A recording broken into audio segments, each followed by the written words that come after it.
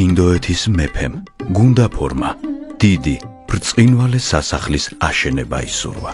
ჩემო ძმაო, სურს რომის იმპერატორთან მსგავსი სასახლე ავაგო. შვენიერი აზრია.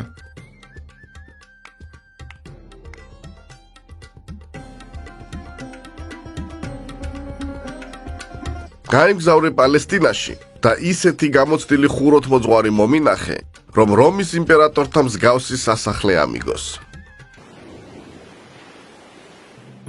როცა ავანი პალესტინაში ხელოვან ხუროთმოძღვარს ეძებდა, მას ღვთის განგებით წმინდა თომა შეხვდა. მე შორეული ქვეყნიდან, ინდოეთიდან ჩამოვედი და ხელოვან ხუროთმოძღვარს ვეძებ ჩემი მეფისთვის სასახლის ასაშენებლად. ხომ ვერ დამეხმარებით ასეთი ადამიანის მოძებნაში? გმადლობ ჩვენ უფალო. მე სამშენებლო ხელოვნებაში დიდად გამოცდილი კაცი ვარ და მზად ვარ გამოყვე ინდოეთში სასახლის ასაგებად. როგორ გამიხარდა რომ თქვენისთანა ადამიანს შევხვდი? აღარ გადავდოთ და ხვალ დილითვე გავემგზავროთ.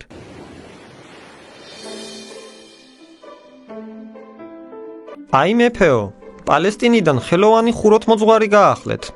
იგი აგიგებთ ისეთ სასახლეს, როგორიც თქვენს უდიდებულესობას მოესურვება. აი, ამ მთაზე მსურს რომ აიგოს დიდებული სასახლე და გაშენდეს ლამაზი ბაღი. გიტოვებ ოქროს სასახლის ასაშენებლად და როდესაც დაასრულებ მშენებლობას, ჩამოვალ. როცა მეფისგან ესოდენი ოქრო მიიღო, წმინდა თომამ ღარიბ ღატაკთათვის დაიწყო მისი დარიგება. ამასთან დაუღალავად ქადაგებდა წმინდა სახარებას და მრავალთ მოაქცევდა ჭეშმარიტ სარწმუნოებაზე. რამდენიმე ხნის შემდეგ მეფეს შეატყობინეს, რომ წმინდა თომას თურმე ჯერაც არ დაუწყია მშენებლობა და რომ მთელი ოქროც ღარიბ ღატაკთათვის დაურიგებია.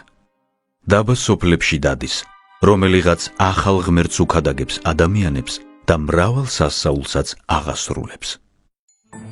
სასწრაფოდ შეიმყარით და მომგვარით აქ ეს ცრუ ხუროთმოძღვარი. ააშენე ჩემი სასახლე. დიახ, ავაშენი, თანაც ყველაზე მშვენიერი და დიდებული. აბა მას წავიდეთ და ვნახოთ შენს მიერ აშენებული სასახლე. ამ ქვეყნიერ ცხოვრებაში თქვენ ვერ შეძლებთ იმ სასახლის ნახვას, მაგრამ როცა განეშორებით ამ ქვეყანას, მაშინ უეჭველად შეძლებთ მის ხილვას. სიხარულით დასახლდებით მასში და სამარადისოდ იცხოვრებთ იქ. ჩააგდეთ საპყრობილეში ეგეც და ავანიც. აწამეთ, ცოცხლად გაატყავეთ და შემდეგ კოცონზე დაწვით და იცოდნენ რას ნიშნავს მეფის მოტყუება. შენ მეც მომატყუე და მეფეც გააწმილე. უსარგებლოდ გაგიფლანგავს მთელი ოქრო. შენ გამო მეც სრულიად უდანაშაულო კაცი. სიკვდილით უნდა დავისაჯო. ნუ გეშინია, ჩვენი სიკვდილით დაჭის დრო ჯერ არ დამდგარა. ჩვენ ცოცხალი დავრჩებით და თავისუფლებიც ვიქნებით. იმავე ღამეს მეფის ძმა მძიმედ დასნეულდა და მეფესთან მსახური გაგზავნა. მეფეო, თქვენი ძმა მძიმეთავადაა და სიკვდილის პირას იმყოფება. ვაიმე, ეს რა საშინელი ამბავი შემატყობინე. ჩემო ძმაო, ეს რა დაგემართა? შენი მწუხარებით მეც დავსევდიანდი და აი ძიმეს ნეულებამ შემიტყრო, რომლისგანაც კვდები.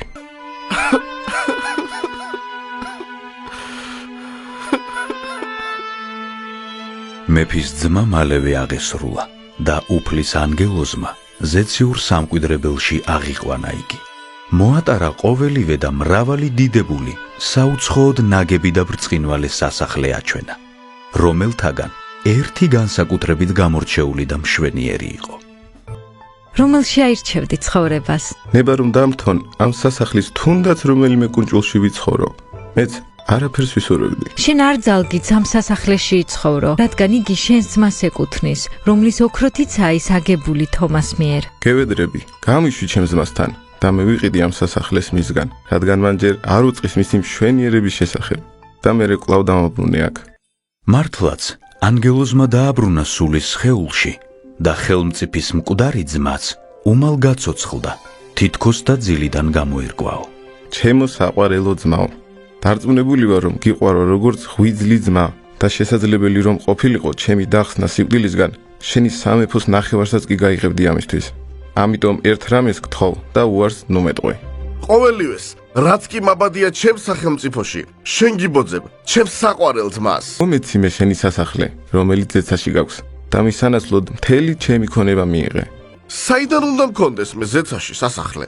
ჭეშმარიტად რომ გაქვს, შენ ნამდვილად გაქვს ზეციურ სამეფოში ისეთი სასახლე, რომლის შესახებაც არაფერი უწყი. ეს სასახლე შენთვის თომამ ააგო. მე ვნახე ეს სასახლე და გაოცებული დავრჩი. ჩემთვის შეუძლებელია იქ ცხოვრება, რადგან ეს სასახლე შენ გეკუთვნის. საყვარელო ძმაო, მე დავიფიცე რომ არაფერზე გეტყოდი უარს, რაც ამ ქვეყნად მე მეკუთვნის. მაგრამ არ აღმითქვავს შენთვის ის სასახლე, რომელიც ზეცაში ყოფილა აგებული. ამიტომ თუ კი ასე გსურს, შემიძლია გადმოგცე ის ხუროთმოძღვარი, რომელიც საპყრობილეში გვყავს გამომწყდეული და რომელსაც ძალუძს შენთვის ააგოს ასეთივე სასახლე.